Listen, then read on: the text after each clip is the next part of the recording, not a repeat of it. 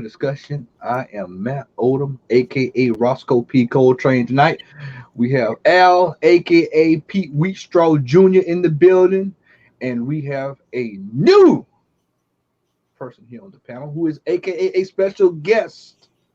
Staypuff1983, aka Sean, is in the building, aka Luke Cage. Ooh yeah. Ooh yeah. What's going on, everybody? Stay Puff is making the rounds. Yes, we are here tonight. We are here. There will be no Xavier tonight. He is out on boyfriend duty tonight. So it is us. Larry should be joining us soon. Vince is in town, but he had a long connected flight, so he's out of gas. So it's going to be us three tonight.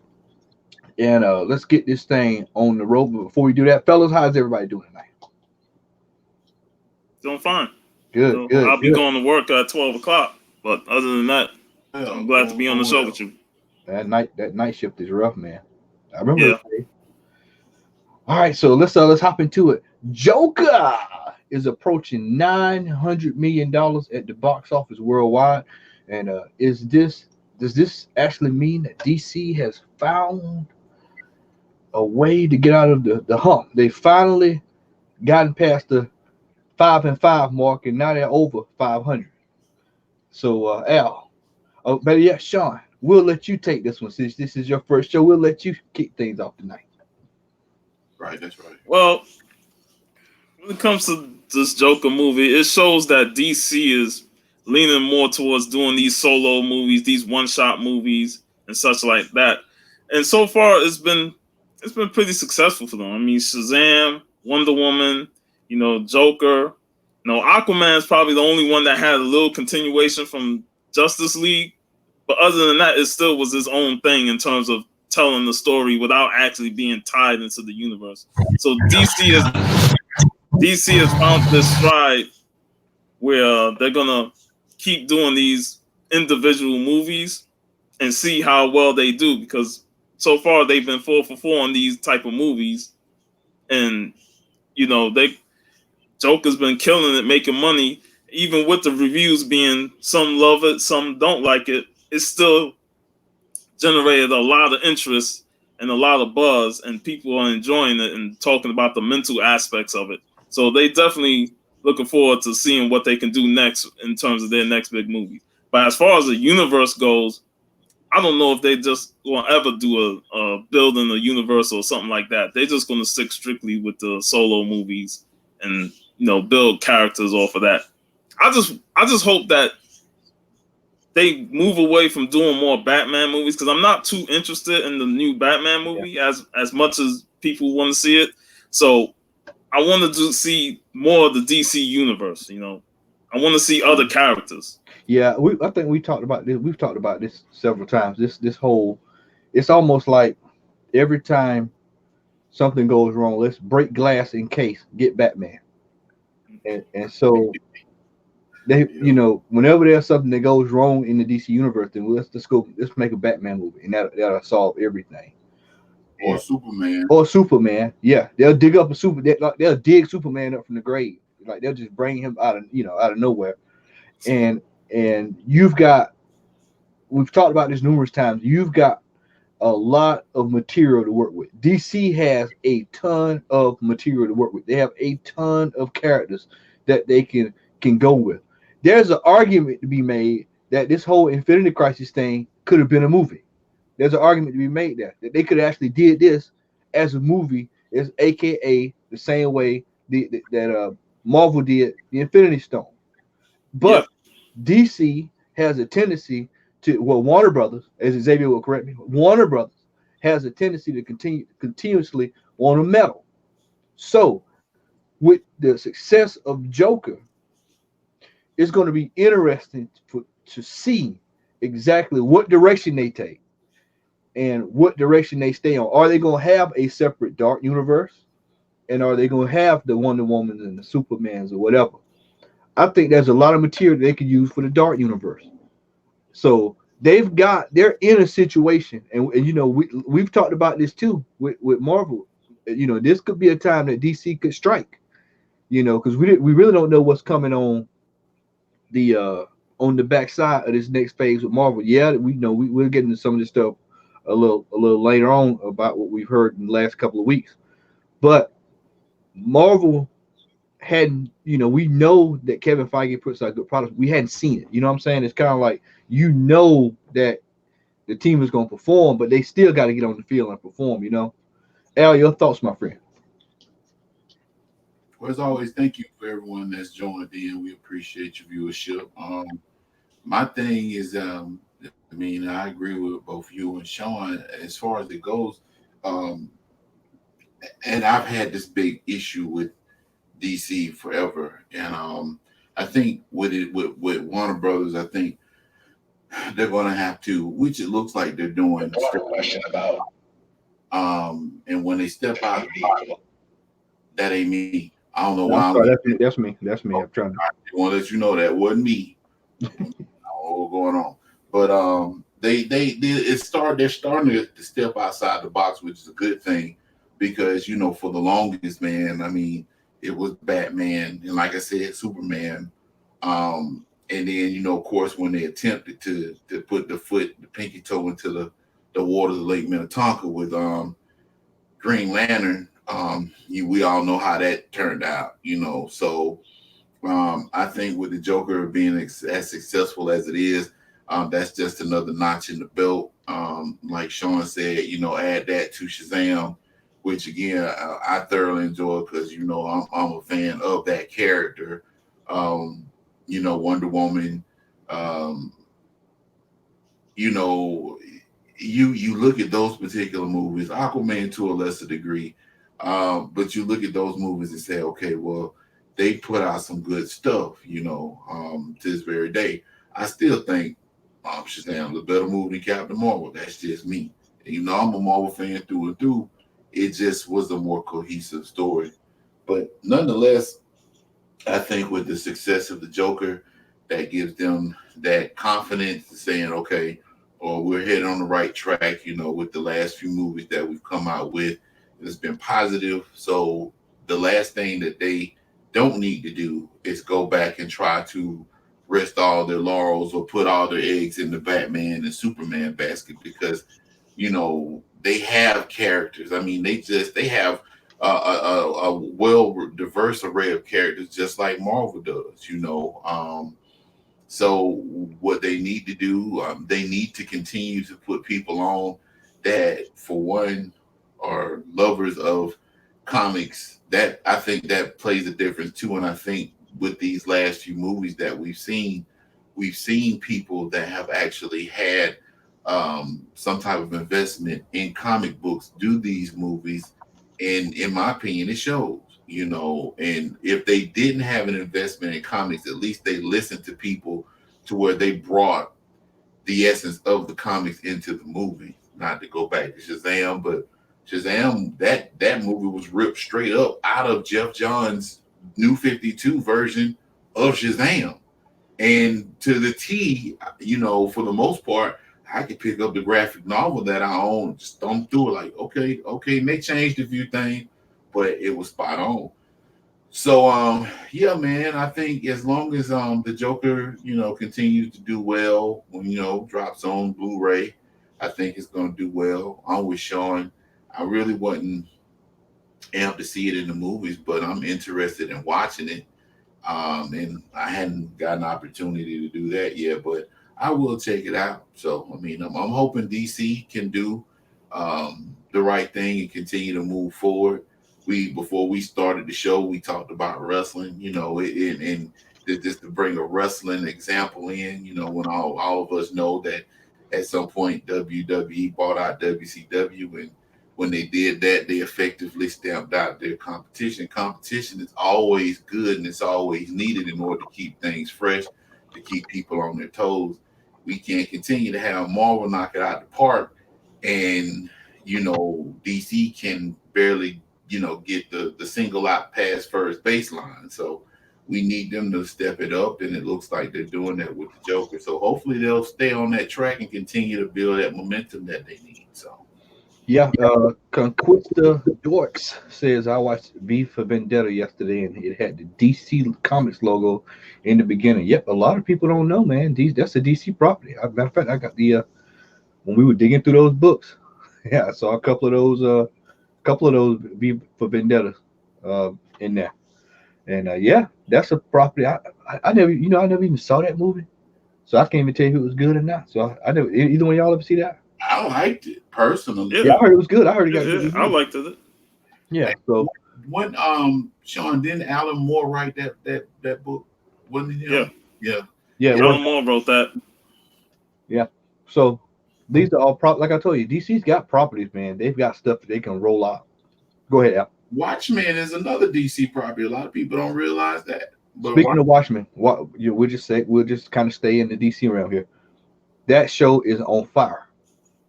People are watching that show. People are watching that the same way they're watching Game of Thrones. I hadn't watched one episode, but everybody I talked to is like, this show is off the charts. So I have either one of y'all watched it? No, Xavier. I think Xavier said he liked it. I haven't watched it yet. I don't have HBO, but eventually I'll get to it. Yeah. Anybody in the chat? Has anybody in the chat seen The Watchmen, and what's y'all thoughts on that? While we wait to get an answer on that, I Al see Bake the Snake got a good explanation on DC. says DC will be just fine. They're winning when it comes to TV and animation. They just tried to rush their DCEU. Now they're starting a good foundation and should be able to compete soon. Yep, have to agree, man. They just some of these movies just got rolled out. They just shouldn't have got rolled out. Me and Al are probably the only few that kind of enjoyed Justice League, but I still say that movie should have been spread out over time. They should have, explained who some of these characters were. Aquaman should have been first. Well, Wonder Woman, Aquaman, and Flash, and then so on. And they should just now be getting to a Justice League movie. Because that movie came out, what, 3 years ago? 2 years ago? about 3 years ago. 3 years ago. So they would just now be 16. getting to that movie. That movie was completely rushed. So, I mean, DC just, if they take their time and listen to what people are doing, or people just pay attention to what they're doing, I think they'll be fine. And yeah, Bait Snake says that a Watchmen show is really good. I mean, I've heard nothing but, I mean, their review, the rave reviews for it, man, are all over the place. So it'll be interesting to see what they do to capitalize off the Joker. So we'll have to wait and see. And that also goes into our other topic for tonight, are the DC TV shows. Well, no. We'll save that. We'll save that for Larry. Larry, if you're watching, wherever you at, we're saving that one for you. We'll save that. Xavier might even be able to run back and get on for that one. So we'll hold off on that, y'all. Javi, the Conquistadors, has an interesting point on, are they going to team up with HBO? If Watchmen is continuing to get the success, can they move like some of their, like say for instance with DC Black Label being and stuff, they can have some of their darker shows on HBO. So it'll be interesting going forward to see that. I think that would be something that would be good. I mean, it's the same thing. I don't know if you can remember a few months ago when I said that if DC was slick, they would try to go to Netflix. Well, this is just the same thing. I mean, HBO has a budget. There is no more Game of Thrones. They've got to put shows on that people are going to watch. They just roll out their streaming service last week before last. Is no different than like I kept arguing about. DC Universe needs to be on the PlayStation Network. People are out there. You've got to have people buying this product. And if you start rolling out these shows, and see, HBO is one of those channels where you can get away with a lot of the dark side of DC, some of that violent stuff, and they can roll that stuff out there. So I think that will be something that will be beneficial to both brands. I think it's something that they could easily do. I mean, take for instance, if they want to do a Justice League Dark, something along those lines, or even revisit Constantine. That's a channel you can get away with a lot of that stuff on. You know, Swamp Thing. They could bring back Swamp Thing. Yeah, they've already got the stuff written. Al, correct, Al? I mean, that stuff was written for the show for the DC Universe before they canceled it. Yeah. These are shows that should be going on TV, and these are compete shows. You shouldn't have to recast anybody. Just take what you've got. Hell, look at Titans. Now, for those who is anybody, have either one of y'all watched Titans this season? Nah. Oh man. Nah. Woo! Yeah. If Larry, Everybody's saying it's good. Oh man, That Doom Patrol.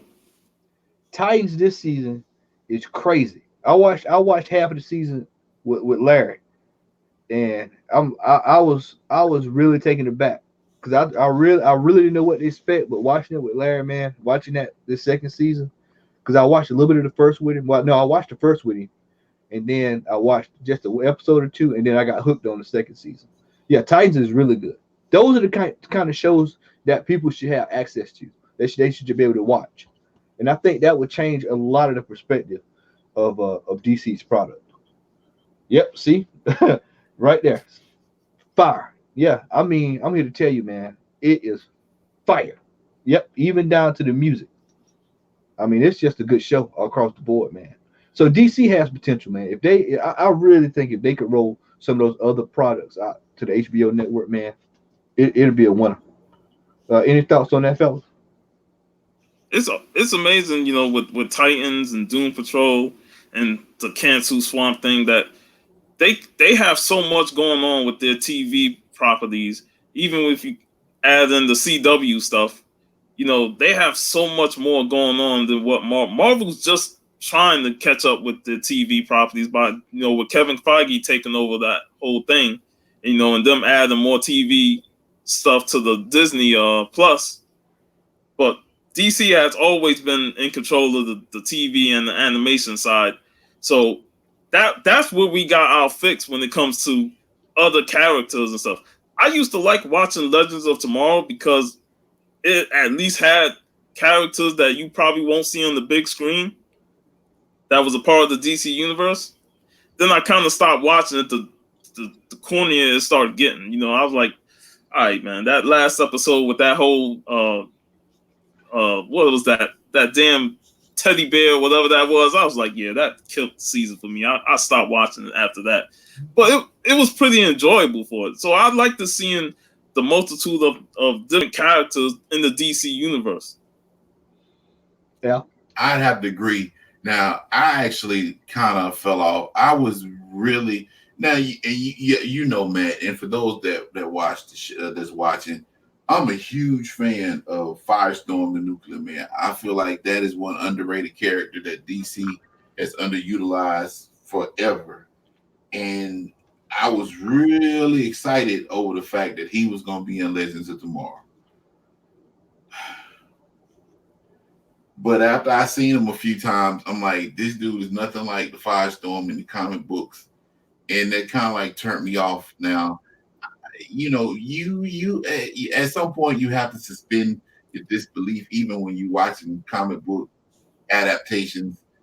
And I think with the Legends of Tomorrow, I think they tried to do too much because the show actually started off as a pretty decent show. Then they just started cramming stuff in. And I think I remember the episode that you're talking about, Sean, but I caught bits and pieces of it. But by that time, it was like I had already clocked out and I was headed home because it was like, okay, well, I'm done with this. But I mean, as far as it goes, I mean, you know, I guess we'll talk about it a little bit later on there and if X just shows up. But DC has some properties, man, that they can really put out there. I mean, I've heard nothing but good things. I've not seen Doom Patrol. I did watch the first episode of Swamp Thing. That was like, it was jammed up. But I haven't to this day watched any of Titans because I don't have the DC universe. But I plan on catching up at some point, man. Even checking out the show, the Swamp Thing show that they aired. See, you know, just formulate an opinion on that. So. You know, I mean, they got it. They just need to learn how to put it together. I personally think they need to put a team together similar to Feige.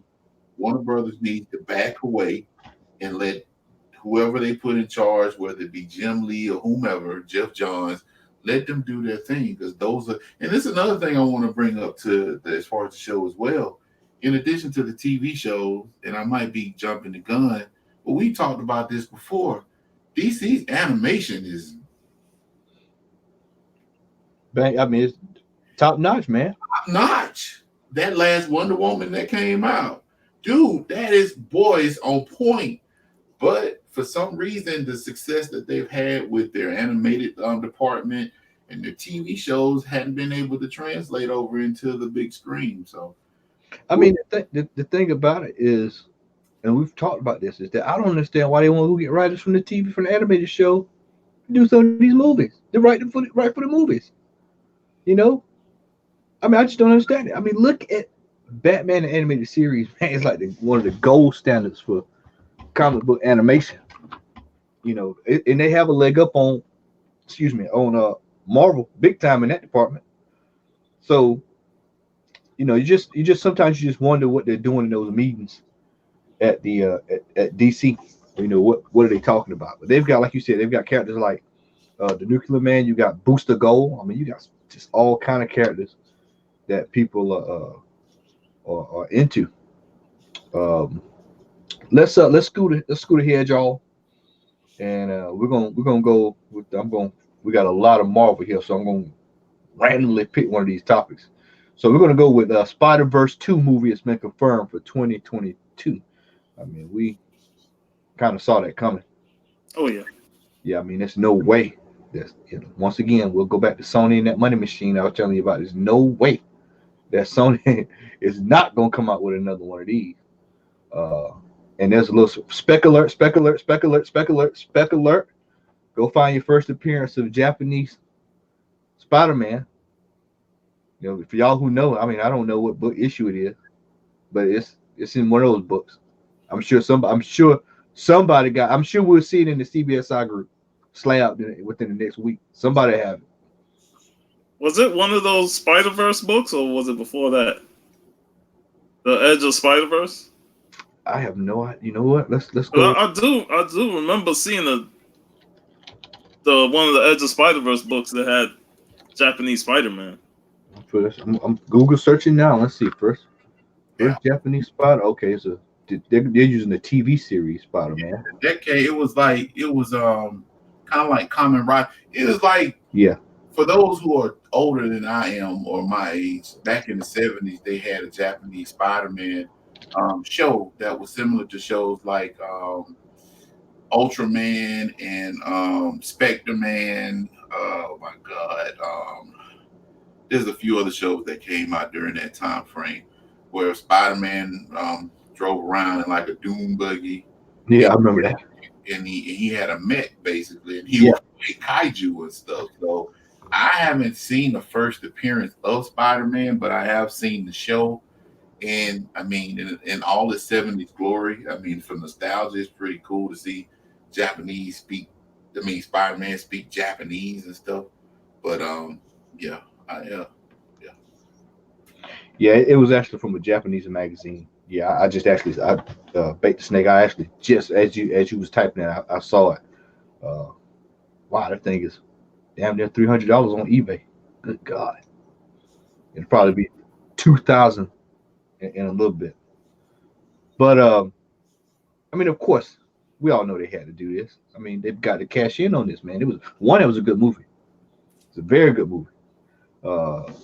And number two, I mean, hey man, we just sealed this deal with Marvel with Spider-Man. We're gonna milk it. And also for those who have got Edge of Spider-Verse, I mean, hey, this is what I call that double back around when it goes back up again. So if you are out there grabbing books when the hype died down, and some of those Spider-Verse books, man, are gonna probably take off. As far as the villain, that would be interesting to see who they're gonna make the villain for that movie. Considering we got Kingpin in that one, so it'd be interesting to see who they would decide to roll with there. It'd be nice if they use Moreland. You know, I remember him during the J. Michael Straczynski run, when he was going after Spider-Man and he did that vicious beatdown on him. Plus, he was the villain in the Spider-Verse crossover. Yeah, in the book. Yeah. So, question. Wasn't Moreland the guy that was going around the different universes killing all the Spider-Man or something like that? Yeah. Okay. Yeah. I didn't read the story, but I saw a video on it on YouTube and he was talking about it. So okay, cool. Yeah, and I'm going to give Jace. Jace, that was That was Jay Such dropped in there. By the way, with the knowledge with the one of the best rap albums of all time. Avatar there. Illmatic.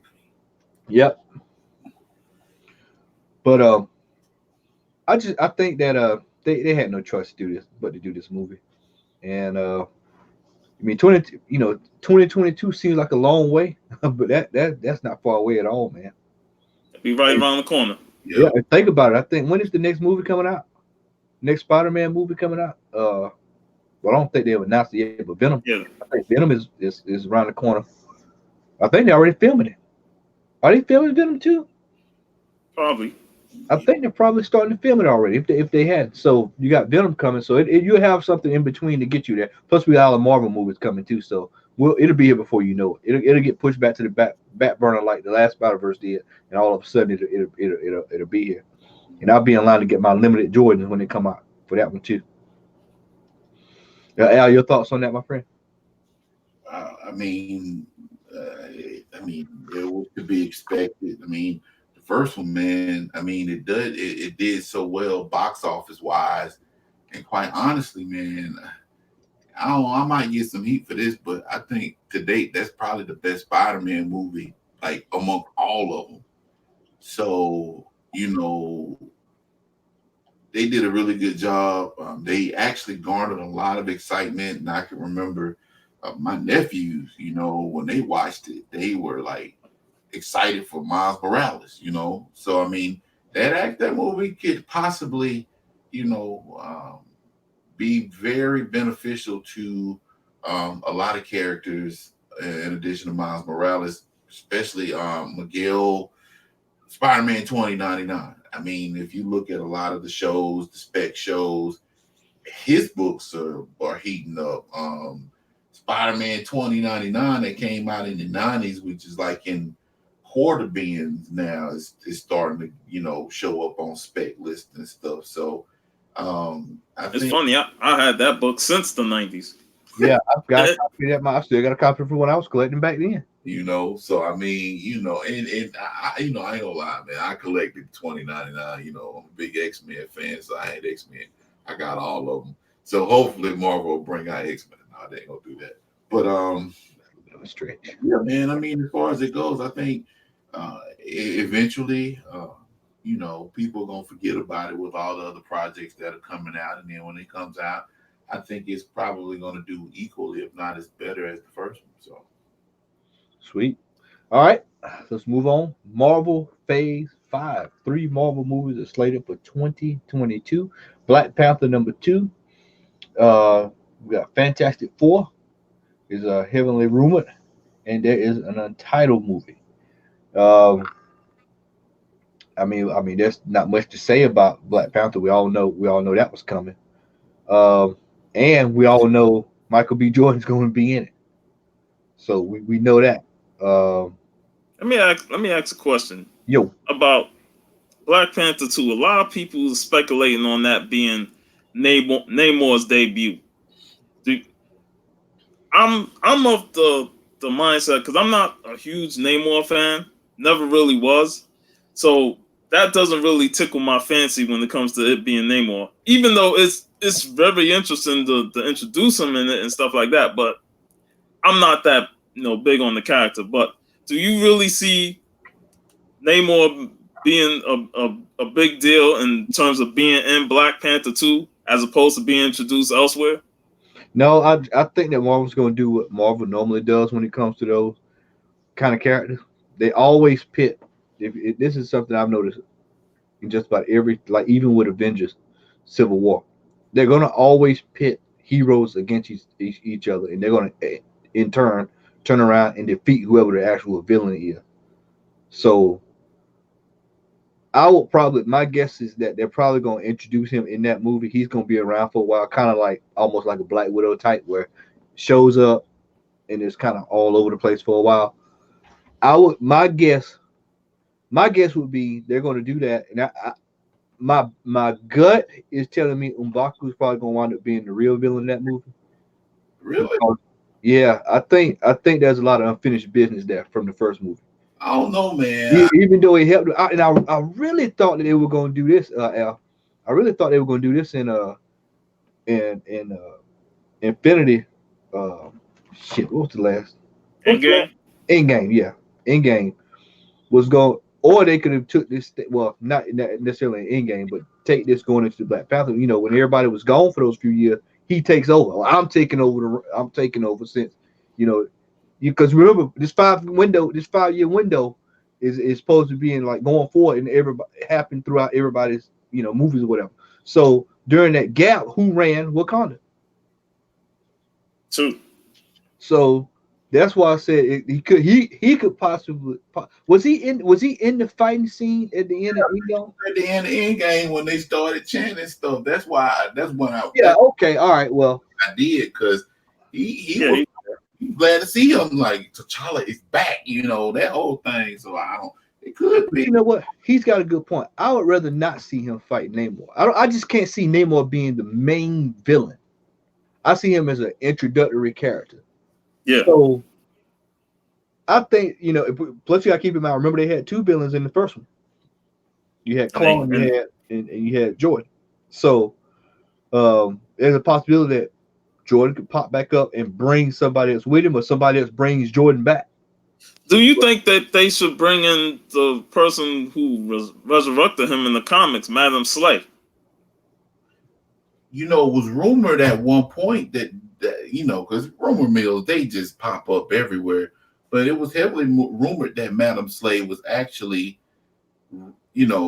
looked at to be like the next villain for Black Panther 2 before all the Namor stuff started.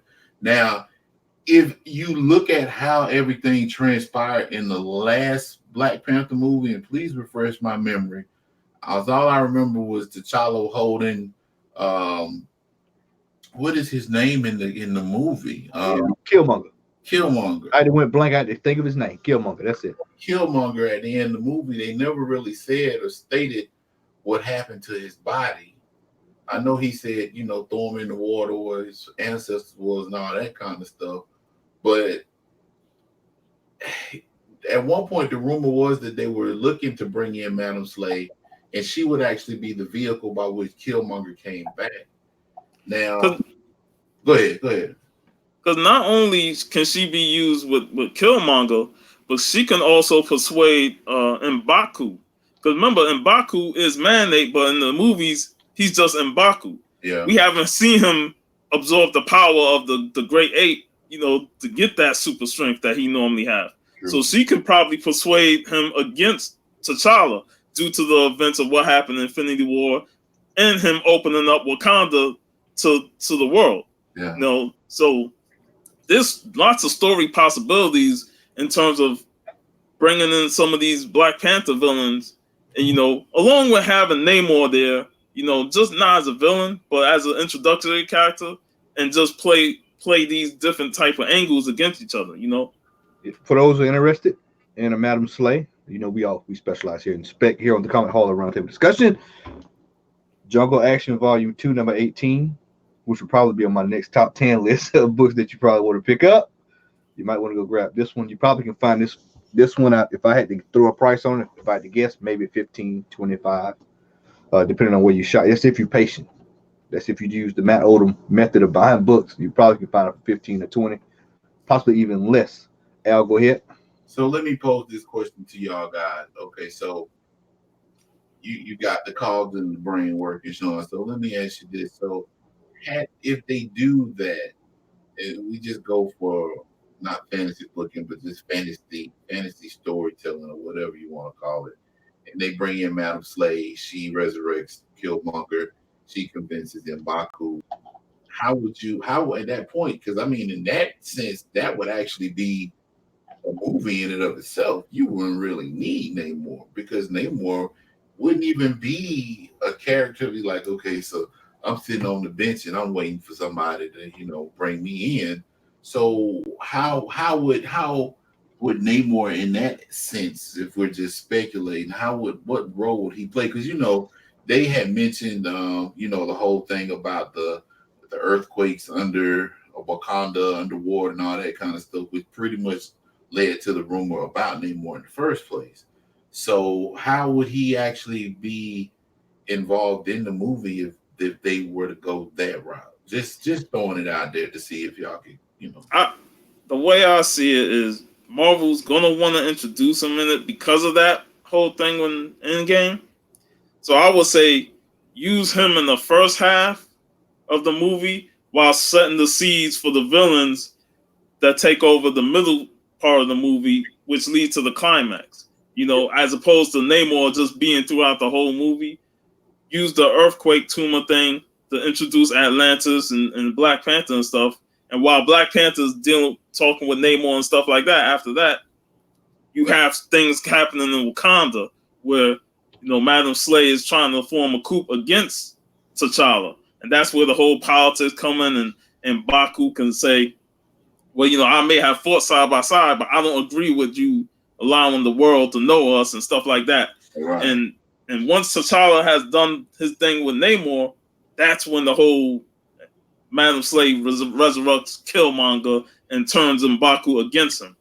So you have Black Panther against all these odds with Madam Slay and M'Baku and the resurrected Killmonger. Now, that if you read the comics, when Killmonger came back, he wasn't really Killmonger. He was just pretty much under the influence of Madam Slay. And I'm trying to think, was it Dr. Doom that helped? Because I know it was an Iron Man book where he came back, if I'm not mistaken. But I know that's one of the things. He's not going to be 100% Killmonger. They can change that in the movie, whereas Michael Jordan really be prominent again, and they don't have to kill him at the end. But that's how I would fantasy think it. What's your thoughts on this right here? Tuma will be the villain. What's your thoughts on that? I mean, I think that he could. There's several ways in my head I'm formulating this. I could actually see. Now he's Namor's villain, right? Yeah, so I say I could actually see him somewhere. See, I would save him for when they eventually do a Namor movie. Tiger Shark. Yeah. You've got what's her name? I got her face in my head. She's plain as day. She's on issue number 8, I believe. I can't think of her name, but he's got quite a few. I would definitely save him for a Namor movie, because you wouldn't want to introduce a Namor villain in the Black Panther movie, and then Black Panther's pretty much teaming up with Namor to go up against his villain. Yeah, you'll be going to DC then. You'll be doing DC type stuff, just dropping folks in movies. I don't know. For me, I personally want to see Black Panther against his villains. Like I didn't mind fight Mayonnaise. Yeah, and that's what that was the disappointment with them off and Claw in the first movie. I'm like, damn, why you gonna kill Claw when he's such an integral part to Black Panther's history? No, they didn't even really fight. They had that car chase scene, and then that was it. So we didn't really get to see Claw advance. Become even stronger with his weapon and take on T'Challa there. So, yep. That was one of the criticisms of the movie, and two, that goes back to what I said earlier. Is that I could actually see him being the villain that him and Namor actually end up taking out. Namor is introduced. And they rig him around, and then they get into it. Oh no, I'm here to help. Oh da da da. And then they do their thing. It establishes a base for Namor. Also continues on, like you said, Panther fighting not only Killmonger, but fighting him as well. Because we gotta also keep in mind Killmonger's gonna be in this movie. So, I mean, there's just so many ways they can go with this Black Panther, and you just never know. You just really never know what Marvel's gonna do with some of their characters. They'll throw a swerve on you too.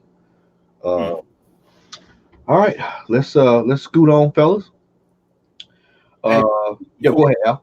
I just want to go back to that Phase 5 thing. Now, from some of the stuff that I've actually read online and some videos, Phase 5, and I'll touch on this briefly, they were talking about the Ant-Man movie, because Michael Douglas just recently did an interview. I can't remember who he did it with, but he indicated that they're actually either shooting Ant-Man or they're about to shoot Ant-Man 3.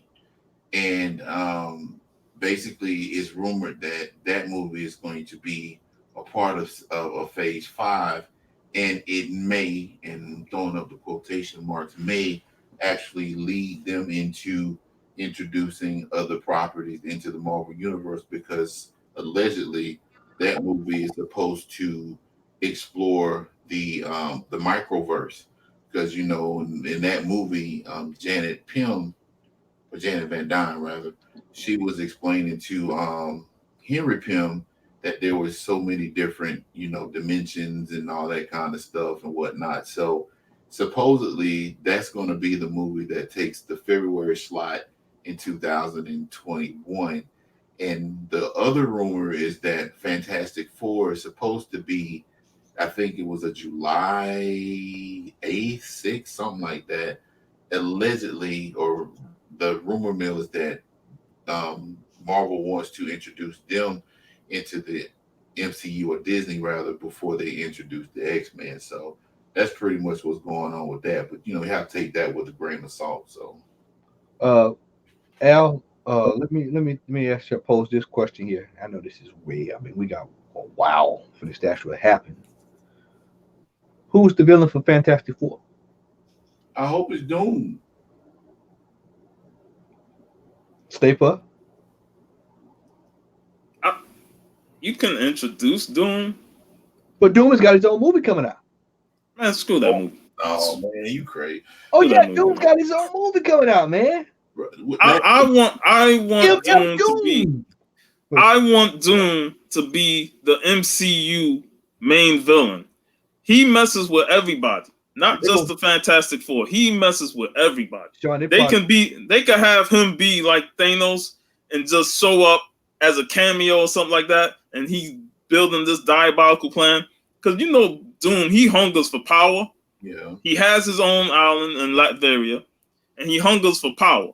He loves to crave that power. So Doom is the type of character that I wouldn't want to see him in the first movie of Fantastic Four be defeated. Hey man, I agree with that. It all signs point to Galactus. But I'll tell you what, I have no disagreements in what you say, because Doom is a grade A villain that goes through every Marvel superhero comic that's out there. He's fought every hero. Yeah, he's even fought the Punisher of all people, man. All the way down to Slapstick. Yeah, and like I said, I could see Doom just being that guy that just intersects himself into certain characters' movies, just to throw tidbits out and stuff like that, just to say, yeah, I'm watching you and stuff like that. He has his own plans, so yeah, Doom could definitely be the next big MCU villain that can affect the whole universe. No, I don't want to see Doom be the first big bad, man. I want to actually see Doom on the back end, a bit, at least in the middle, man. You've got a couple of Avengers villains that's fought the Fantastic Four that you could use to establish them. I think, and this may just be me speaking from seeing all these Fantastic Four. I did not see that last one, by the way. Did not see that last one. Just would not even waste my time on it. You ain't missed nothing. Yeah, I know. I heard it from TC. I think, yeah, somebody, I just saw it right there. Yeah, I just saw it in the comment section. Yeah, here you go. There go a villain right there for you. He'd be perfect right out of the gate. You've already got the Skrulls established. Yeah. Super Skrull. There you go. That's a perfect villain to start him off with. That makes sense, because it can lead to Secret Invasion as well. Bingo. There you go. Bingo. You've already got something built in. The Skrulls are already established. You can already go ahead and roll with this. You got a storyline ready to go. But then you think about this too, to add on to what Sean just said. They've already alluded to Secret Invasion at the end of Spider-Man. Come on. Yeah. Nick Fury. That was what's his name? I can't remember his name, but yeah, Skrull. Yeah, you're right. And so no, I think you could do a Dr. Doom, Galactus, flip flop, whichever one you want to do at the end, man. But both of them are. Dr. Doom needs his just due after that Fox crap. They it's just a couple of it's some characters there that need to get some just due over there, man. And Dr. Doom is one of them. Dr. Doom needs to have a true, I don't think people understand how big of a badass, as you say, Sean, and as I know, Dr. Doom is, man. I mean, Dr. Doom is a commanding presence. I mean, twice he's actually captured the power of the Beyonder. Yep. He's wielded the Infinity Gauntlet at one point, if I'm not mistaken. The dude has went toe to toe. He actually stole Galactus's power at some point. So the dude is he's not a Brooklyn brawler, if we're gonna use the terminology. So I mean, people think Thanos is badass. I'm like, y'all ain't seen Dr. Doom, man. I mean, Doom is rough, just imagine Thanos and Dr. Doom in the same area. Yeah. Dr. Doom would be like, yo, I get this gauntlet, it's a wrap. I mean, it's one thing, you know, Mortal Kombat 1, you fight Shane the Song. And then you roll up on Shao Kahn in that second one, you're like, oh shit. Woo! I didn't realize it was this bad. And then you look, you fight him, and then now you got Quan Chi and Shinnok. So it gets worse, you know. So yeah, I mean, you got a lot of potential here with this. I'll be honest with you, man. I'm actually looking forward to the Marvel Fantastic Four because I know it's gonna be done right. I know it's gonna be done right. There's no doubt in my mind. It's an absolute disgrace, and I'm not gonna go on one, but it's an absolute disgrace. You have to sit there through those Fox movies, man, and now that they have the ability to put out quality content, and this is also gonna be Al. You'll like what I'm about to say. This is also gonna be a great draw run for when the X-Men get ready. This would be a perfect draw run. So if Fantastic Four, you already know. If this is good, then you can only imagine what X-Men is going to be like. You know, it's just a matter of narrowing down exactly what angle they want to take. Goes back to the argument we had a couple of shows ago. Are they going to reestablish the X-Men, which I hope not, because we've seen enough of that, or are they going to just drop them in? Which I'd rather them just drop them in because everybody knows who they are. There's no need for this, you know, explain anything. We don't need a reboot. We don't need any. Just pick like you said, pick a story angle. God love, man kills. Let's go, and here you go. But Fantastic Four, hey man, Dr. Doom needs to be put on the back burner. Super Skrulls is the way to go, and I think that that opens up a myriad of everything that ties right back into the Celestials and everything. You just got a whole lot of stuff to work with once that's established. But I want to give a shout out to the chat. You know, we got people that, you know, I've shared on Instagram stuff, Bake the Snake, Just a Little Podcast, Higher Layer Comic Bro, Lindsay, you know, want to give a shout out to them. My brother Jace is in the chat. So, and it's all great to have them in there. You know, some of my Down South Rider crew and my Silver Age Sunday guys. Yes, sir. Hey, shout out to everybody. I'm trying to get to everybody in the chat, man. It's moving. But so appreciate that, Staypuff. Fellas in the chat, and we'll come back to those answers. Who do you all want to see in the Fantastic Four movie? We see one. Super Skrulls right there, of course. You know, there's one in agreement, and we'll get them as they come along. But we'll scoot ahead. Iron Man to appear in Shang-Chi movie. What? The rumor. That's the rumor. Iron Fist to appear in Shang-Chi. Iron Fist. Yeah, Iron Man. Like, okay. I'm sorry. Did I say Iron Man? You did. Yeah.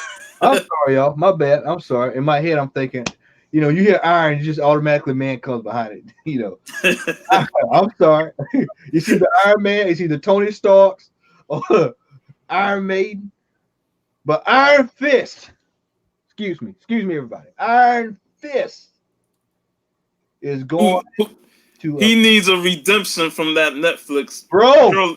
That curly head fuck, as Tebow would say. The used vacuum salesman is out. Total recast. This is how it should have been done in the first place. You couldn't pick a better movie to put the Iron Fist in. It tie in. He can learn. He can get some karate lessons from Shang-Chi. Something. But this is how you do it. You right this wrong. I'm looking forward to it. I know Xavier was thumbs down in it. I'm thumbs up in it. Because with that cast, there's no way There's no way you can botch this. And Marvel behind it, there's no way you can botch this. As long as they don't cast, no offense to anybody in the group, do not cast a middle-aged white man as the Iron Fist. We don't want to see it. Hey, man. I don't want to see it. I don't want to see it. I want it done right. The way I don't want to see Finn as the Iron Fist again. No. I think they messed up because they were looking at the fact that the dude was in Game of Thrones, but honestly, the dude he couldn't even throw Tabo. I mean, much less kung fu. I mean, like for real, like the action scenes. I'm like, this dude is supposed to be, no pun intended, a master of kung fu. But when you watch the action scenes in Iron Fist, he wasn't doing. I mean, you know what made him so damn weak was the fact that he only used one fist for the entire duration of his run. Yep. I'm like, how the hell did you not evolve? Yeah, he never used any other power. He never used anything. He never used none of the stuff you see in the book. I'm like, man, he never used A and B. He just pressed A on the controller the whole duration. You up there with special move. It's just like in King of Fighters. The bar is flashing. Use the special move, fool. Use it. You charged it up. What you doing? You know what? When Davos took his power and was able to have both powers of the fist, yeah, I'm like, yo, Davos, this is like, it's like when Austin Powers lost his mojo, and you're like, oh, I lost my mojo. This motherfucker lost his mojo, and then he saw again, oh, I don't know if I can handle it. I can't handle the power. I'm like, get your weak ass off my screen, man. Look like the Iron Fist. Then the Iron Fist look like the Iron Fist. I'm like, oh. And then he said, and I love Colleen Wing. I thought her and Misty Knight were the best thing on season 2. He's like, well, you take the power of the fist. Bro, you gonna give your girl the power of the fist because you don't want it back. I'm like, you just so soft, man. You weak. That shit bothered the hell out of me. The Iron Fist. I can tell. Hey, man. The Iron Fist looked like Jimmy Hart trying to slam Andre the Giant. That's the equivalent of how bad that first season. I told you, man, we can go back. That's one of the classic shows. Is that Iron Fist fighting out the back of a Chinese restaurant? It was just so poorly done. And like the guys like we talked about when that show came out, the fight choreography was horrible, man. I'm talking horrible, bro. I'm trying to think, man, some kung fu movie that was pretty bad. I'm talking like Bloodsport 3, some shit like that. just when you start Double Impact 5, that kind of stuff. American Ninja 38, on that kind of level. Where you see this bad Tekken. Remember that movie? Remember Tekken? Oh, Lord. Tekken movie. Oh, look. Oh. Hey, just a little podcast said it was 2 seasons of office room chit chat. That was another thing that was horrible. I don't want to see this office shit. The Meachums. I'm like, oh, come on now. Get them off my screen. And the worst, let me tell you the worst part. Go ahead, brother. Season 1.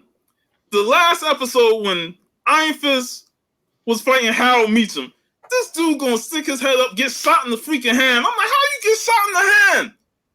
And then he gonna get Harold Meachum stuck on it. He gonna impale him, and then he gonna have a conflict. Oh, I don't know if I should kill him. Man, you gonna let the other Meachum kill him? I'm like, you didn't even get to kill him, man. You didn't even defeat the man straight up. I'm like, how pathetic you are. It was a low point, man. Sean, tell us how you really feel. Yeah. Hey, this is the first time I'm on live stream just ranting. Hey, Sean. I'm gonna stop you. Because now you see how I felt. That's how I felt. Yeah, I feel like I'm in Matt Odom mode right here, man. Yeah. He's in full Odom flow. That's exactly how I felt. Because it was that trash. And just like Jay say, hey man, when you coming off of the back of Luke Cage that first season, and then you roll up to the theater and you put this out there, man, you get criticized. I mean, it was a disgrace, man. It was an absolute disgrace. Hold up, I take it one step further. The second season of Luke Cage, that one scene where they went to it was him and what's up, boy? Oh god, that fight scene where they were playing Wu-Tang Clan. Yeah, you talking about when they went to fight Christ, my boy. I know you talking about when they went to go fight him and they played in the chamber in that warehouse or whatever. Yep. That one scene basically trumped everything that Iron Fist did, even after they canceled the show. I could rant about Iron Fist and the Defenders. Yeah, that man. fight with Elektra, where she just baited his ass to break the damn wall. I'm like, you dummy, you big dummy. Yeah. All right.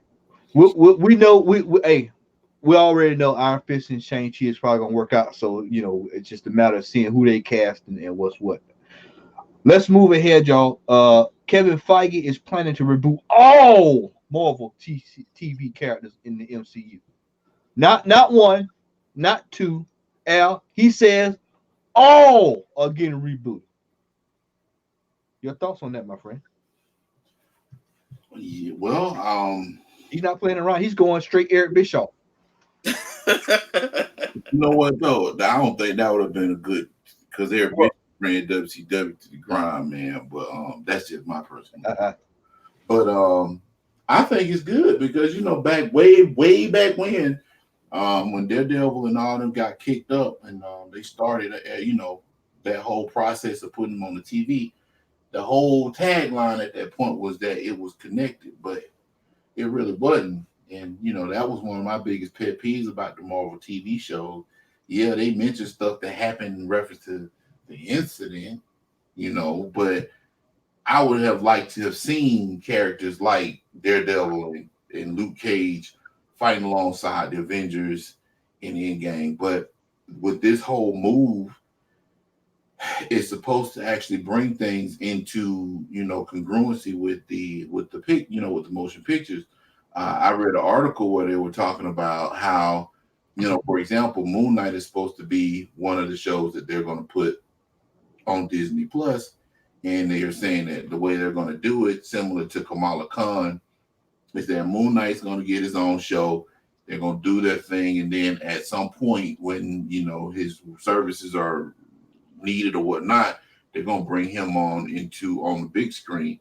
They said the same thing with Kamala Khan when they bring her on in her show, Miss Marvel. She's actually rumored to be part of the next Captain Marvel sequel. So I think that's a good thing, man, and that's how it should have been from jump. But I mean, with all things, it had to work itself out to make it, congruent and everything. But with Kevin Feige taking care of everything, he's pretty much kind of like, hey, said the Eric Bischoff of the of Marvel. But I mean, he has a vision that thus far has worked. So I trust that he's going to do the right thing. I'm hoping that if anything with the I don't really too much care for Agents of S.H.I.E.L.D., but Charlie Cox, if they can get him back, and Luke Coulter, which is kind of up in the air with him because he's on a new show on CBS or something, but maybe they could work something out with him because I really enjoyed them in their respective roles. But I think it's going to work, man. I think it's going to work out this time. And I think with it being set up the way he wants it to be, it'll actually make for a better viewing experience, not only for TV, but for the movies. Because, you see a Moon Knight TV show and then all of a sudden he just pop up in one soldier movie. Oh my God, there's, Moon Knight. So that's how it should have been before. But, I think this time, I think they're going to do it right this time. Sean? I agree with Al, in terms of Mike Coulter and Charlie Cox. The only ones that I really want to see come back, but it's not surprising that, Feige is rebooting all those characters and recasting them because he wants to do things in his vision going towards the future. And the Marvel Netflix shows and the shows on Hulu like Runaways and Cloak and Dagger and all that, they wasn't his. They were more Jeff Loeb stuff, that he did. So Kevin Feige wants to recast all of it and put it under his vision. He wants to hire actors that he feels suitable for those roles. But yeah, I do want to see Charlie Cox at least get an opportunity to come back because he was awesome as Daredevil. That was the best thing on Netflix with the Punisher following that. Mm-hmm. And I want mine Berthon to come back as Punisher as well. But yeah, we'll see what happens. But Kevin He'll probably Feige, I think he'll bring him back. I think he'll bring both of those two back. and, I do. and, I really do. I think they'll bring those two back because they really nailed those two roles down. and then Jace brought up Kingpin. Yeah, that was another one. Too. Yeah, that dude killed it as Kingpin, man. Yeah. What do y'all think about this? Let me throw this out there, man. Could y'all see him taking that Punisher and making it a movie and keep it, and putting it as an R-rated movie, like separating, going into a darker side of Marvel? Yeah, it could. I mean, wouldn't it make sense? I mean, we done had 3 Punisher movies with we don't want the school bus and Louis Gossett Jr. Hey, I still like that movie. It's not great. It's inferior to the other 2, but it was the first Punisher movie for me, and I watched it a lot. So. You want the Max Payne Punisher? But counting the last 2 Punisher movies, I do want to see Berthon in a bigger budget of the Punisher, and him actually have the skull for majority of the thing, because we ain't see the skull for all of his whole thing in Netflix. So I do want to see him in the skull more, but we'll have to see what they want to do with the Punisher, because you know how Disney is. To me, it would be more suited for FX or FXX, since that's more of a channel that caters to the violence and darkness and stuff like that. So Punisher would be suited more for that, because I know TiVo talked about it on his show and stuff like that. That FXX could be a good show for like Punisher, Ghost Rider, and all that stuff. So it would make sense if they don't want to put it on the Plus, Disney Plus, then put it on FXX. Yeah, I think that like I said, I believe that he'll keep some of these characters around, and some of them just gonna have to go, try to get on CSI or something. But I think he'll keep a few of these characters that were in those Netflix shows. Someone there, let me go back there. Just a little podcast says, give me an origin story of Silver Surfer. I think we'll probably get that, man. I think Silver Surfer will probably be something they're gonna bring. Somebody's gonna be on the big screen at some point. It would be good to get a good origin story of Silver Surfer, but he's one of those characters I think they're gonna probably put him in the MCU. Just please don't have him fighting the Fantastic Four for right out of the gate. Please, we don't need him more F Fox type stuff again. I could see a movie with him, how he became the hero of Galactus. Yeah, I would rather have that. Yeah, something like that, man. But just don't have him fight the Fantastic Four starting out again. I don't need that again. What are some other characters, man, that you think that they could actually roll out here on the MCU under Feige that could actually use a good reboot as a character? I mean, comic character. Who do you think they could just use a good solid reboot? I mean, Daughters of Dragon. I mean, if you roll it out.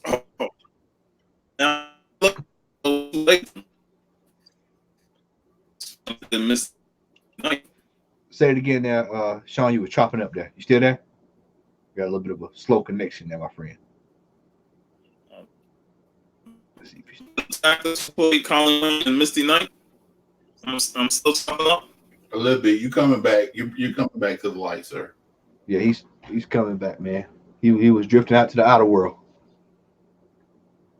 All right. Well, we'll I think his connection is slowed up a little bit there. Al, your thoughts on my friend? I mean, from the Netflix shows, Punisher, I mean, Daredevil.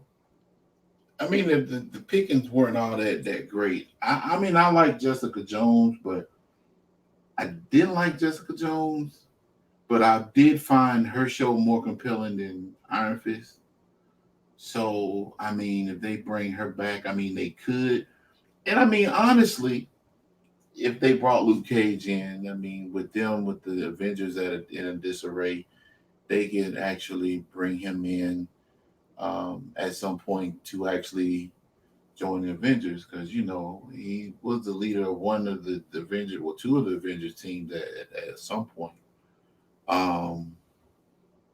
And hopefully Sean will be back on. But yeah, as far as it goes, those characters. Now, I'm gonna say this, and I mean this with the utmost sincerity. What I wish that they could do with the snap, the Thanos snap, I wish they would do something, and I wish Marvel would do what they were supposed to do with the Inhumans from jump, instead of putting that god awful TV show on TV and messing it up, putting a nasty taste in everybody's mouth.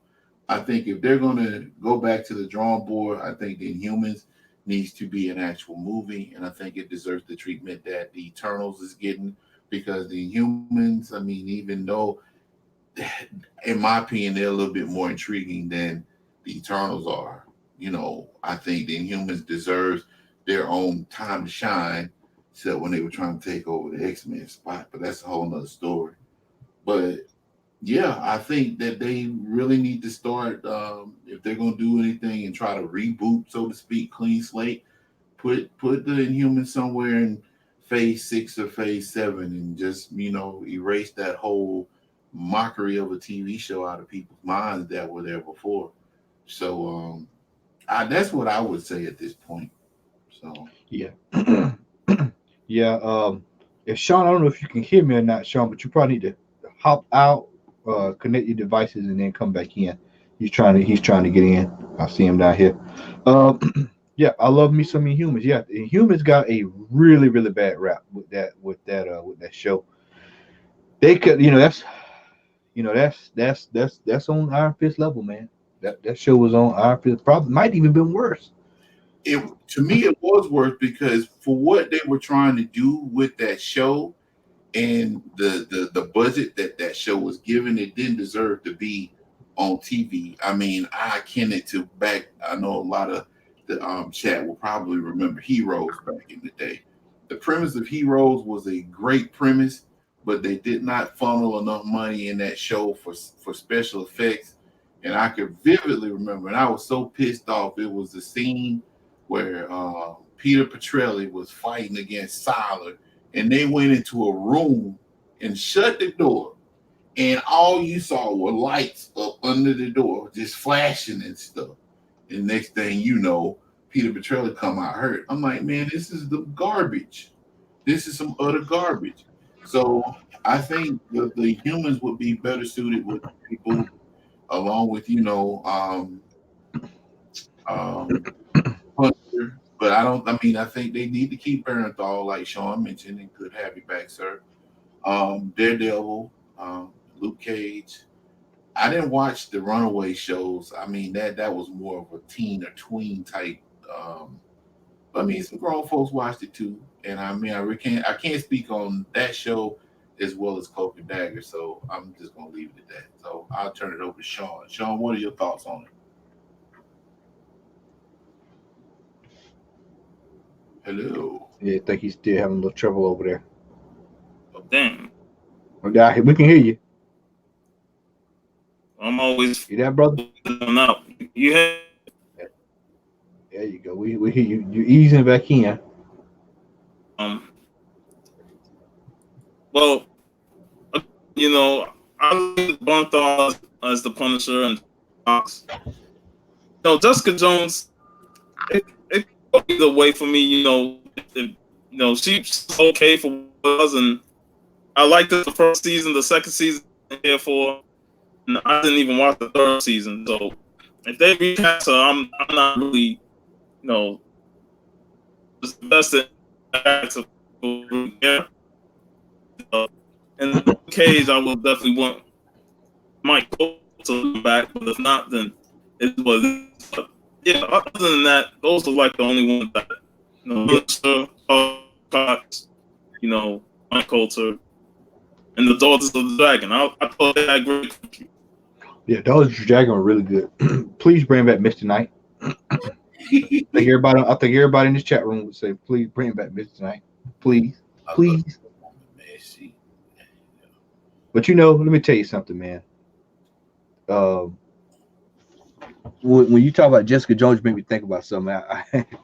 Jessica Jones was a great advertisement for Prozac, man. That show could be extremely depressing, man.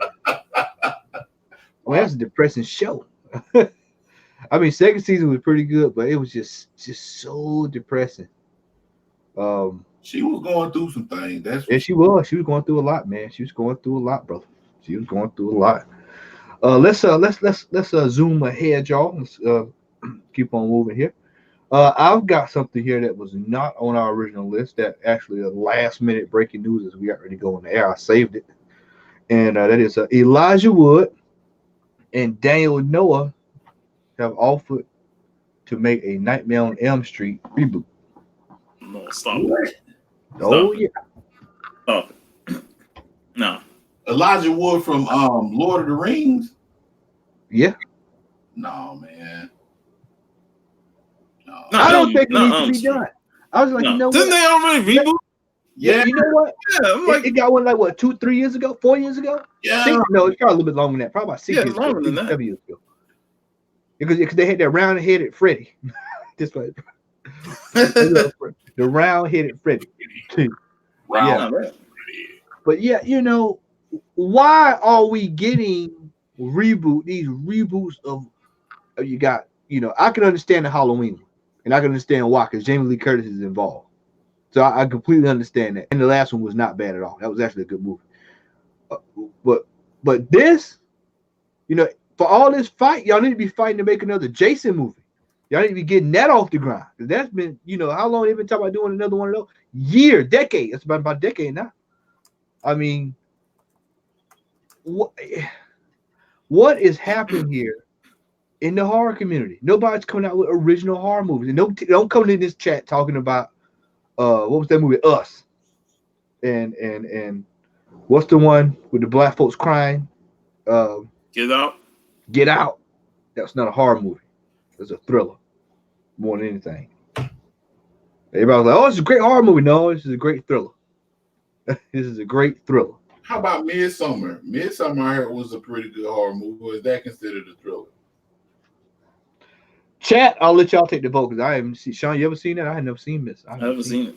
Yeah, I hadn't seen it. When I saw commercials for it on TV, they actually coined it as a horror movie. Now, horror is up to conjecture. Me personally, yeah. Oh, I like my horror to be practical effects. Yeah, I agree with that. Yeah.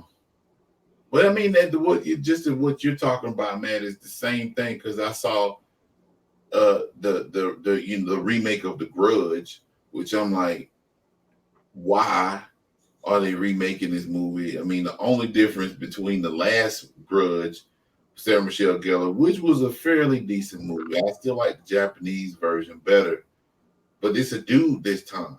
So you haven't really changed from what I've read much of the movie as far as the flow of the movie.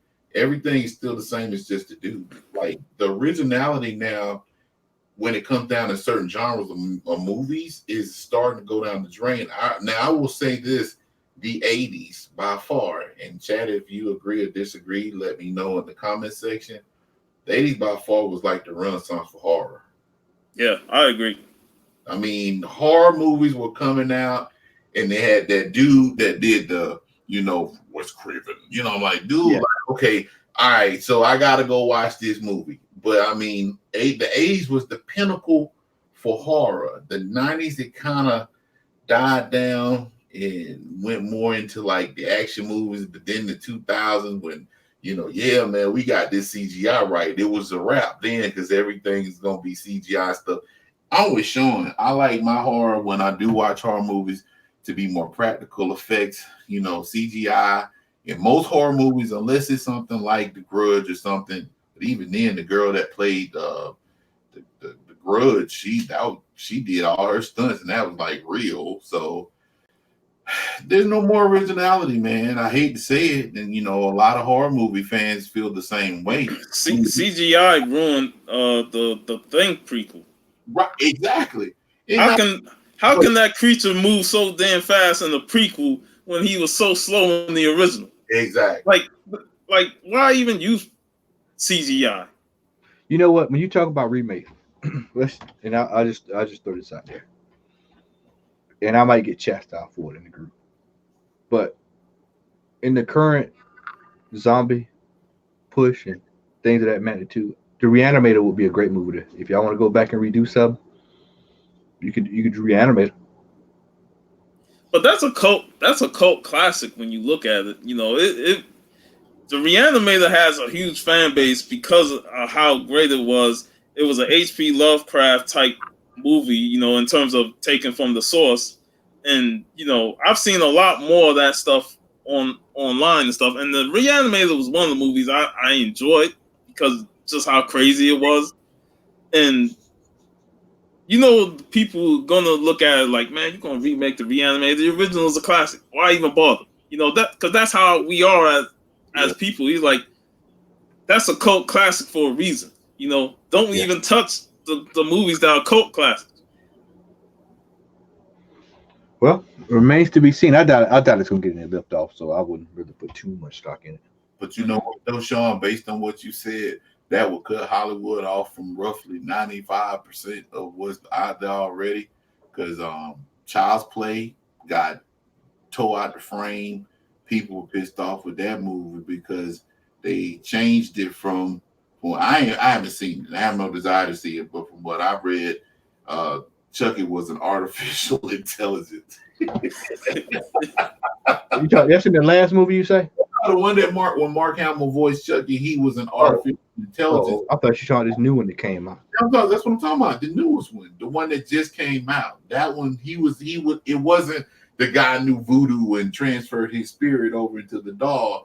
It was an AI glitch that caused him to go evil. So I mean, that right there lost me, and I'm like, okay, you know, if I wanted, I'd pick it up in the book bin. But other than that, no, I ain't checking it out. I'll say this: we keep relying on technology and building all this stuff. AI will take control of everything. And perfect segue. I went and saw Terminator last week. And did you go see it, Sean? No. I had no interest in seeing it because I've been burnt out on too many damn Terminator movies. Yeah, see, I didn't go see the last three. I did not go see them, so that's why I've seen them after they came out in theaters on TV and stuff. And I ain't seen the last one. The last Terminator. Don't bother. Genesis, don't bother. And the one before that with Christian Bale, right? Christian Bale was the one before Genesis, right? Yeah. Yeah, didn't see that one. I saw the one with the chick with Schwarzenegger's ass. That one's pretty good. I think it was 3. So that one is like a classic compared to what we just got the last two on. Yeah, and I didn't like 3. This one was okay. It wasn't bad. It definitely made up for the trash of the last two. Wasn't that bad. It was a few questionable things in it, but it wasn't that bad. It wasn't bad as the last two. I'll tell you that. Would I say go to the movie to see it? Nah, I say it'd be a good red box movie to pick up. I wouldn't dare tell y'all, hey man, you gotta go see. No, go just rent it when it comes out. And do you think that this one was solid because of James Cameron's involvement in the return of Linda Hamilton? Yep. Because I figured she was. It's like old man Logan. It's old man Linda Carter. That's basically what the movie is. It's old man Linda Carter. Old woman. So I mean, I think that it sets up for future ones that would actually, the way it's set up now, you can actually, if they decide to say, okay, well, we're going to do another Terminator movie, now you got something good to build from. So, but let me ask y'all a question, and that begs this question, and I want y'all's honest opinion or answer. When is enough though? You know, as TC would say, when the money starts being printed, then that's when it's gonna roll out. I think that horse personally. I think that horse is dead. I think we could sit on this show for a whole another hour. When it comes to these reboots, it seems like everybody, when they run out of ideas, they go find something, and we're going to reboot it. There's, like you said in the last segment, there's no originality at all in Hollywood. There's none. So you see mediocre movies that come out because we've been starved to such bull crap. I had to catch myself that when you watch anything that's slightly better than what you get with these reboots, people make it a claim. And I know this didn't have anything to do with comic books, but this Harriet movie, they're going crazy over this. Y'all have been starting from a good movie so bad that anything, we'll probably talk about this off the air. That anything, I'm pretty sure with that look what Al just gave me, I'm sure we'll talk about it off the air. I don't even know what Harriet is. Yeah, I'll tell you, I'm not gonna spoil it for nobody. I didn't watch it, but I've read enough spoilers to know exactly what it's about. But anyway, what I'm saying is that we are a starved society when it comes to good movies because we're so used to reboots. We're on the 10th iteration of Fast and Furious. It's just one after the other, after the other, after the other, after the other, and it's fatigue. Al, go ahead. Well, me personally, man, and this goes back to what I just said before. We grew up in a time, and I want to expand what I said about horror movies. Movies in general, in my opinion, were better in the 80s. I mean, the action movies, drama, sci-fi, the horror movies. That was a time where you had ideas that may not have been 100% original, but someone took the idea and made it their own. In this particular day and time, you don't have that, and you have a lot of people going back. I'm gonna put it to you like this: this is no worse than somebody coming out after the current genre of what's known as hip hop now, when it gets tired and old, and some new rapper comes back and redoes Uptown Saturday Night by Camp Lo. It's like, why are you doing this? Because Uptown Saturday Night is already a classic on its own. Shout out to Camp Lo. But I mean, that's how I see it. So you have a situation where we had the Commandos, and we had the First Bloods, and we had the Die Hards, and we had the Nightmare on Elm Street. But you look now, you don't have those type of movies, and it's because nobody can come up with a concrete concept or an idea that stands on their own 2 feet. So that's the reason why we see all these reboots. At one point, the legacy that is Terminator, the legacy that is Rambo, is going to be lost in translation because you see all this crap when back in the day you saw the real deal. And it's like, at some point you have to ask yourself, when will it stop? Like, certain things, in my opinion, just don't need to be remade. Just leave it alone. Just like Sean said about Reanimator. Stuff just needs to be left alone. 9 times out of 10, somebody catch wind of it in some boardroom. Hey, let's redo the animator. And then you gonna have that situation. What's up, Larry? Just in time. We saved the big dog for Larry. Larry just rolled in. Welcome to the panel, my friend. How you doing tonight, buddy? What's the biz, peeps? Oh yeah, the kid is in the building. Larry, I got a question for you, my friend. I got a loaded question for you tonight, my friend. What's up? Are DC TV shows better than Marvel TV shows?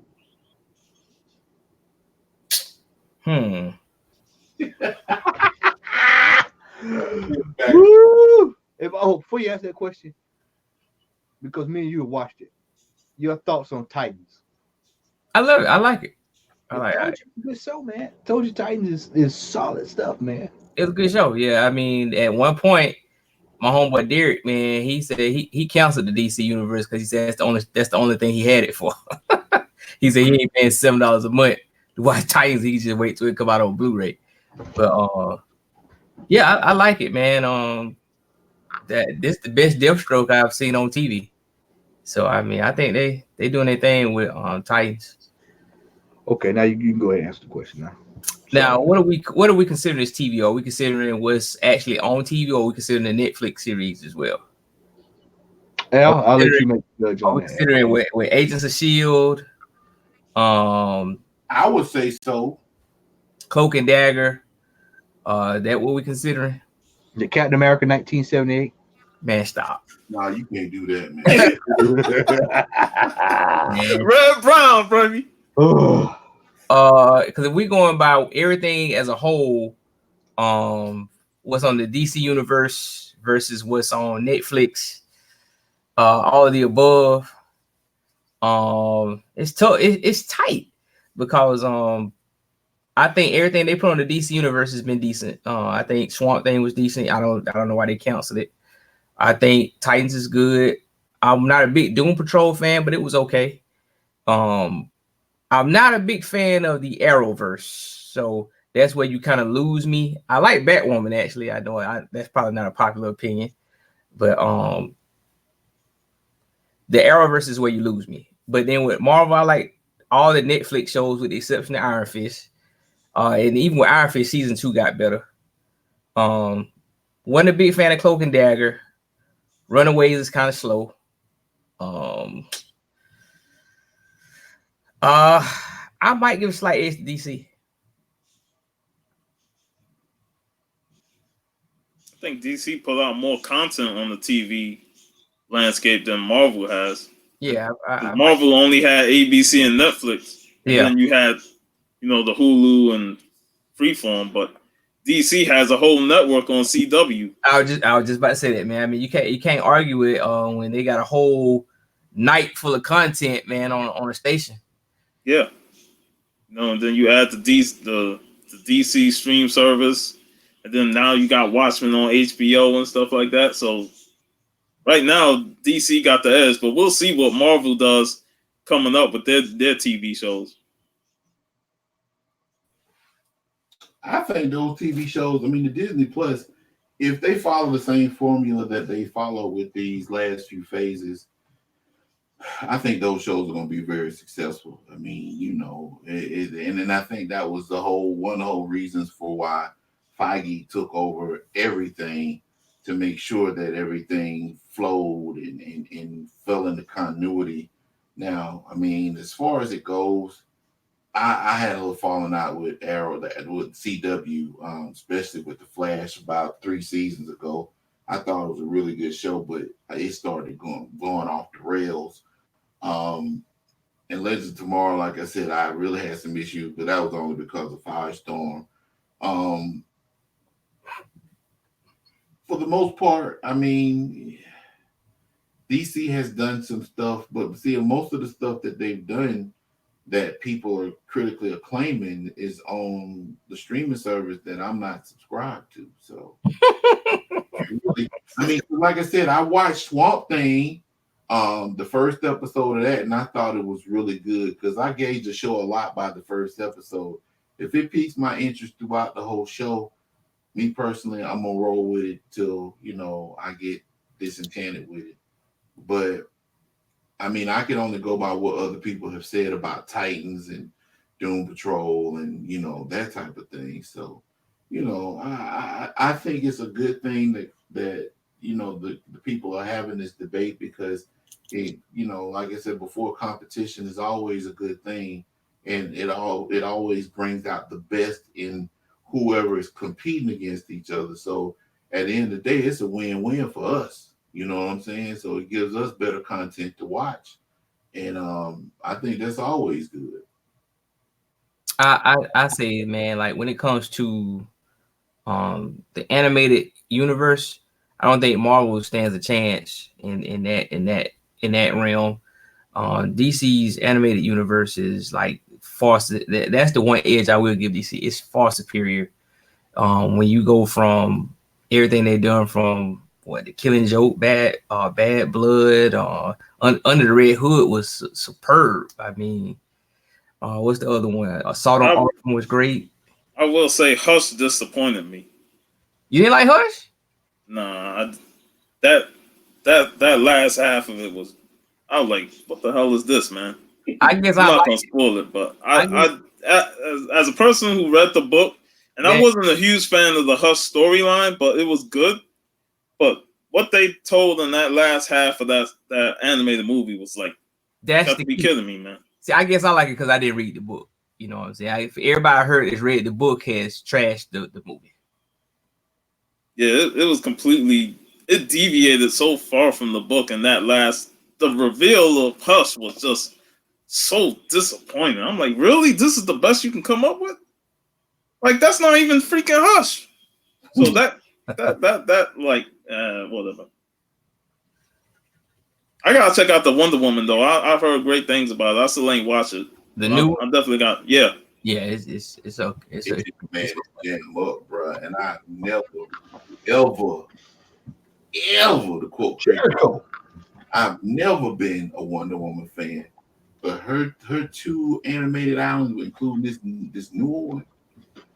Like I said, man, I like what everybody. I like what they do with. I guess they took the new 52 people and put them in the cartoon. But to me, everything they put Diana in and the DC animated universe, I like her. Like Justice League War, yeah, man, it's that's rough, boy. Yeah, she went that dark side hard, man, right there. Yeah. Well, I'll tell you what.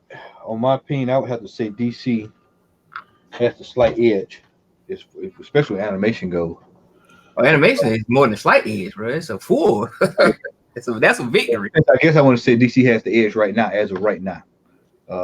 That could very well change depending on how Marvel's TV shows come out, which we just gotta wait and see how that's all gonna pan out. So it'll be interesting there. I'm gonna ask y'all this though: did y'all ever think that you would see the day where comic book content runs the movie theaters and it runs the TV, man? Like man, Staypuff said, it's a whole network, man. Yeah. What content? I never thought I'd see the day to see the level it's at now is insane. And it seemed like you know, Alice talked about this before, where it's just like pop culture back in the day was shunned upon. Now, I mean, it is the social norm. It is every bit of the social it's what's driving the revenue. Yeah, I mean, pop culture is on fire, man. I mean, every time you get on Instagram, you see new T-shirts coming out. They are looking towards comic books as being the dominant television thing, because now you're seeing all these indie series getting optioned for TV shows. You know, I mean, Mark Millar got a deal with Netflix, so everything he comes out with is automatically going to be on Netflix. You know, so the landscape has changed to now comic books is driving TV and movies more than anything else. It kind of piggyback on what y'all was saying earlier, man. I think honestly, comic books are your only original ideas now. Yeah. You know, yeah. I mean, well, you've got the material right there in front of you. That's the best. I mean, you don't even have to go hunt for it. And if you want to go to Foxway and not use it, then that's on you. And just think about it. Us comic book readers, we're the minorities. Yeah. It's the casual people that are the ones it's new to them because they never read the source material. You're right. So for them, it's new and refreshing. Yeah, I think that's what they bank on, though. And that's why I always try to tell our other panelists, Xavier, man, that they don't make these movies for us. They make these movies for the general public, man. They make the movies for they know we're going to watch them regardless, and then we're probably going to critique them. But the general public is going to love these movies regardless. All right. All right. Well, with that, we'll go ahead and we'll get our hauls. Larry, you got any hauls on you, man? I picked up a few things today. All right, I've got a few from. I actually was last week. I was actually working in Atlanta, so I made a stop to my parents' basement and picked up a few things in the Dollar Bin out that we got to go to. I love Dollar Bins, dude. Yep, they got a really nice one over there. I got the Bitch Planet #1 for $1. Hey man, you can't say that on the air, man. Hey, YouTube. That's the name of the comic book. YouTube. It's too late now. We ain't monetizing the first. yeah, exactly. We ain't monetized. YouTube. That is right there. See, it's not me just saying. It's the name of the book. Comic book people. Yes. Classic Maximum Carnage, $3.80, $1. First appearance of Tombstone, $1. But Rocky and Bullwinkle #1. Rocky and Bullwinkle with Yep. Boris and Natasha. That's Never a seen. Star comic, isn't it? Yep. $1. That's Star You like this one, Larry? Ultimate, all new Spider-Man. $1. That's the first appearance of Ultimate Taskmaster. Yep. Another one. $1. That is number 960. Number 6. Number 22. $1. The Venom War. You just got the whole room. Venom, Lethal Protector #2, Larry. $1. Cinder and Ash #1. I actually got the other ones out of that when we was going through the stash. But I would say I remember seeing that in the stash. Yep, and I picked that up for $1. This is one I had that I don't know if I showed. This is Avengers vs. X-Men, round 12. This is the Hastings variant. Yeah. And my big one that came in today that I was quiet about, I actually ordered this last week because I wanted a dope ass cover, and I wanted to get it before the prices got outrageous because I figured it would. And this is I think it's a Venom 19. This is the Mary Jane variant. The Carnage is actually the Carnage 1 per store Carnage variant. So I went ahead and got that, man. I just like the art, really like the artwork on that. And Larry, this will be coming to you to get slabbed, so we'll be slabbing that one. And that's it on my end. Al, you got anything over there, brother? Welcome. I do. You got a whole lot. Actually, I don't, because I wasn't able to get up the orders in today, man. But I did go down the wheels, and I got a couple things. Now, some of these I'm gonna have to take out because I ended up getting variants for the books because they got the first print up at Origin for me. So I'm gonna start off with Marvel first. Larry's probably going to notice these, but I don't know. I like this. I like these covers because they're connecting covers. So I need to get the one for X-Men #1. But this is Marauders #1. Every X-Men ever cover. Yeah. So the every X-Men cover. And then I got Excalibur #1, and I'm taking them out the back because the name is on the back. And that rhyme too, yo. Okay. And then I got New Mutants #1. And I also have X-Force #1. And that's all the Marvel I got for right now. So for DC, my boy, I got Year of the Villain, The Infected, King Shazam #1. Just scream the word.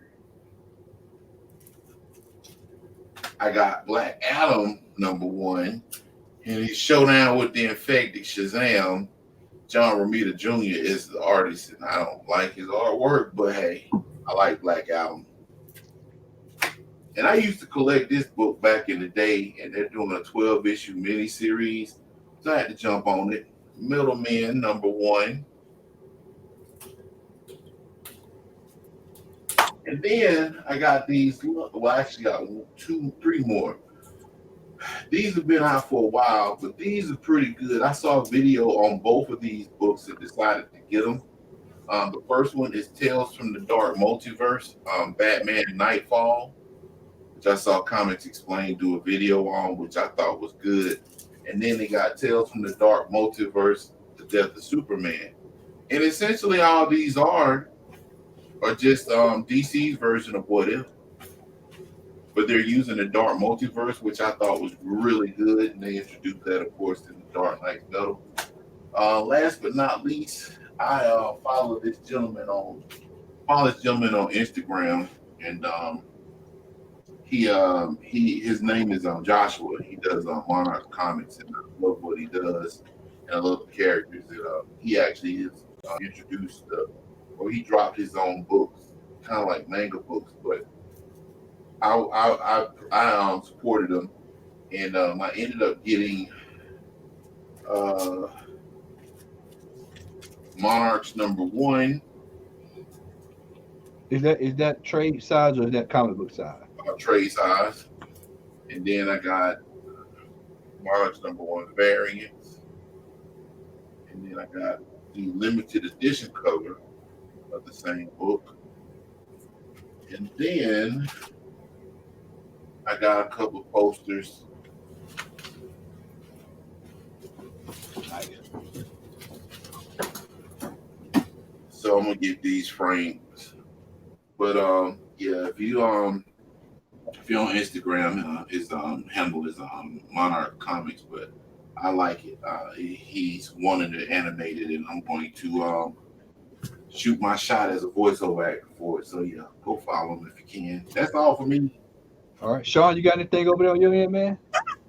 Nah, I ain't go to the shop today, so I don't have really anything to show off. But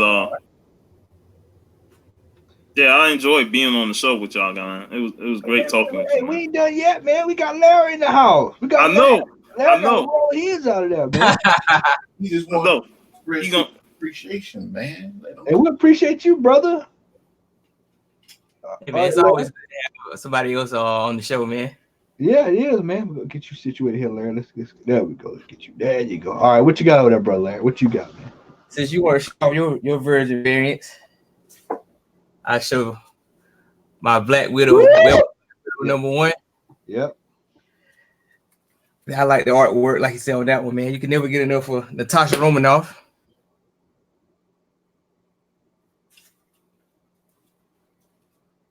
New Mutant with magic on the cover. I saw that down there, man. I was like, you know what? I can't go broke down here in this store, so I just got one. Hey, it was cover price, man. You know, hey, he didn't jack it up on you. Yeah, he did. It was a couple of them, except for them. You know his cover I'm talking about. It's got like the artwork from the Powers and House of X. Oh yeah. The Excalibur 1 in 25. Let's see. X-Force #1. Which you need to read that one, Al, if you didn't pick it up today. I got it. It's one of them covers that I just showed. Absolute Carnage, Weapon Plus. Dead Man Logan #12, the end of the series. Let's see here. Web of Black Widow #3. Natasha Underwater there. And I didn't get it last week, so I got it this week, but Captain Marvel 11. And that's it for me. All right.